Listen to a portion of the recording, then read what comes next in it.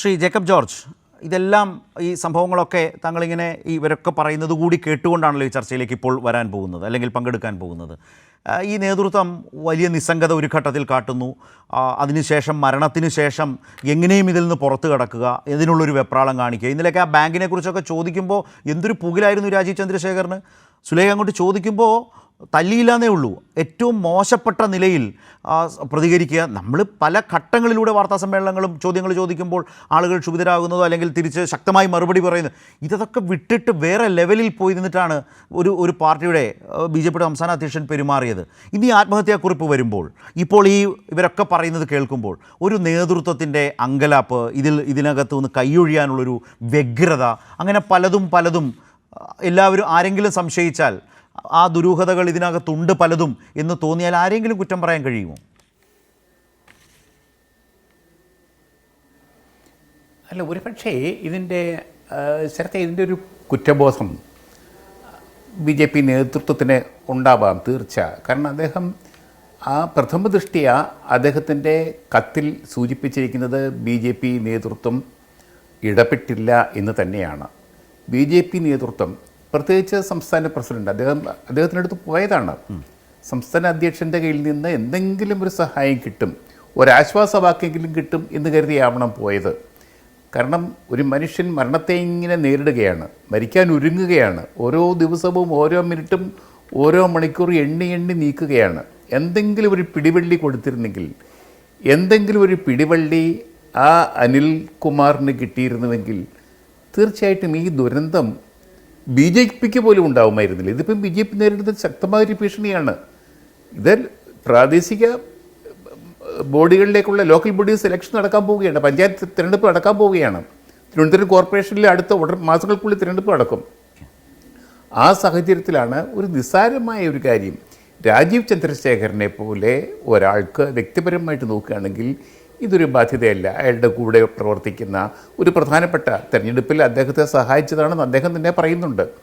അദ്ദേഹത്തെ സഹായിച്ച ഒരാൾ, ഒരു ചെറുപ്പക്കാരൻ, ഒരു ഗൃഹനാഥൻ, ഒരു വീടിൻ്റെ എല്ലാമായിരുന്ന ഒരാൾ, BJP RSSൻ്റെ കാലം, RSSൽ ചെറുപ്പകാലം മുതൽ, ബാല്യം മുതൽ പ്രവർത്തിച്ചിരുന്ന അയാളൊക്കെ മരിക്കുക എന്നൊക്കെ പറഞ്ഞാൽ, ഒരു ബാങ്കിലെ കുഴപ്പം, തൻ്റേതല്ലാത്ത കുഴപ്പങ്ങൾക്ക് വേണ്ടി മരിക്കുക എന്ന് പറഞ്ഞാൽ തീർച്ചയായിട്ടും രാഷ്ട്രീയ പാർട്ടി പിന്നെ എന്തിനാണ് ശരത്തെ? ഒരു രാഷ്ട്രീയ പാർട്ടി അതിൻ്റെ അംഗങ്ങൾക്കൊരു സംരക്ഷണം കൊടുത്തില്ലെങ്കിൽ, അതിൻ്റെ അംഗങ്ങൾക്ക് ഒരു സുരക്ഷിതത്വം കൊടുത്തില്ലെങ്കിൽ, രാഷ്ട്രീയ പാർട്ടികളുടെ പ്രഥമവും പ്രധാനവുമായ ധർമ്മം മറ്റെന്താണ്? സംസ്ഥാന പ്രസിഡന്റിനെ സമീപിച്ചത്, അനിൽകുമാർ സമീപിച്ചത് തീർച്ചയായിട്ടും അവിടെ നിന്ന് എന്തെങ്കിലും ഒരു ആശാകിരണം പ്രതീക്ഷിച്ചാണ്. അത് കിട്ടിയില്ല. അദ്ദേഹത്തിന് ദയനീയമാണ്. അതിൽ തോറ്റതിന്, അതിലൊക്കെ പരാജയപ്പെട്ടതിന്, അതിൻ്റെ കുറ്റബോധം പേറിക്കൊണ്ട് തീർച്ചയായിട്ടും പത്രക്കാരുടെ മേലെ മെക്കിട്ട് കയറിയ നടപടി ഒരിക്കലും ഭൂഷണമല്ല. കേരളം പോലെ ഉയർന്ന നിലയിലുള്ള മാധ്യമ പ്രവർത്തനം, അതേപോലെയുള്ള രാഷ്ട്രീയ പ്രവർത്തനം, നമുക്ക് ധൈര്യമായിട്ട് പറയാം, കേരളത്തിലെ രാഷ്ട്രീയത്തിന് അതിൻ്റേതായ നിലവാരമുണ്ട്. കേരളത്തിലെ മാധ്യമപ്രവർത്തകർക്കും ഒരു വലിയ നിലവാരമുണ്ട്. ഞാൻ പറയും, ലോക നിലവാരം തന്നെ ഉണ്ട് കേരളത്തിലെ മാധ്യമങ്ങൾക്ക്, മാധ്യമപ്രവർത്തകർക്ക്. അങ്ങനെയുള്ള മാധ്യമപ്രവർത്തകർ ഈ ചോദ്യം ചോദിച്ചില്ലെങ്കിൽ ആ ദിവസം ചോദിക്കാനുള്ള വേറെ ഏത് ചോദ്യമാണുള്ളത് എന്ന് നേതാക്കന്മാരൊക്കെ മറുപടി പറയട്ടെ. രാഷ്ട്രീയ പാർട്ടികളുടെ ആ ചോദ്യമല്ലേ പ്രസക്തമായ ചോദ്യം? ആ ഒരൊറ്റ ചോദ്യമാണ് സുലേഖ എന്ന റിപ്പോർട്ടർ, കൈരളിയുടെ റിപ്പോർട്ടർ ചോദിച്ചത്. അതിനാണ് സുലേഖയുടെ മേലെ നീയെന്നൊക്കെ വിളിച്ച്, അയ്യോ, ഇങ്ങനെ സംസ്കാരമില്ലാത്ത വർത്തമാനം നമ്മുടെ കേരളത്തിലെ ഒരു നേതാവും പറഞ്ഞു കേട്ടിട്ടില്ല. അങ്ങനെ ഒരിക്കലും ആരും പറയാറില്ല. ഞങ്ങളൊക്കെ ഇവിടെ തിരുവനന്തപുരത്തെ പത്രക്കാർ, ശരത്തിന് അറിയാമല്ലോ, നമ്മളൊക്കെ ഇവിടെ എത്രയോ കാലം റിപ്പോർട്ടിങ് നടത്തിയിട്ടുള്ളതാണ്, എത്രയോ വർഷങ്ങൾ. അതിനകത്ത് ജന്മഭൂമിയുടെ ലേഖകരുണ്ട്, ചന്ദ്രികയുടെ ലേഖകരുണ്ട്. മുസ്ലിം ലീഗിൻ്റെ മുഖപത്രമാണ് ചന്ദ്രിക. ജന്മഭൂമി ഭാരതീയ ജനതാ പാർട്ടിയുടെ മുഖപത്രമാണ്. ഞങ്ങളെല്ലാം ഒന്നിച്ചാണ് പത്രപ്രവർത്തനം നടത്തുന്നത്. ഒന്നിച്ച് വാർത്തകൾ അങ്ങോട്ടും ഇങ്ങോട്ടും കൈകാര്യം ചെയ്യും. ഒന്നിച്ച് ഞങ്ങൾ യൂണിയൻ്റെ നേതൃത്വത്തിലിരിക്കും. എന്ത് സാഹചര്യം? ആ ഒരു സാഹചര്യവും ഒരു സൗഹൃദവും എന്തുകൊണ്ട് പത്രക്കാരോട് കാണിക്കാൻ ഒരു നിർണായക ഘട്ടത്തിൽ ചില നേതാക്കൾക്ക് കഴിയുന്നില്ല. അത് തീർച്ചയായിട്ടും കഷ്ടമാണെന്ന് പറയാതിരിക്കാൻ വയ്യ, അങ്ങേയറ്റം കഷ്ടമാണ്. ഇന്നേതായാലും പത്രപ്രവർത്തക യൂണിയൻ്റെ സംസ്ഥാന ജില്ലാ കമ്മിറ്റി, തിരുവനന്തപുരം ജില്ലാ കമ്മിറ്റി ശക്തമായൊരു പ്രസ്താവന ഇറക്കിയിട്ടുണ്ട്. അത് അങ്ങേയറ്റം നന്നായി.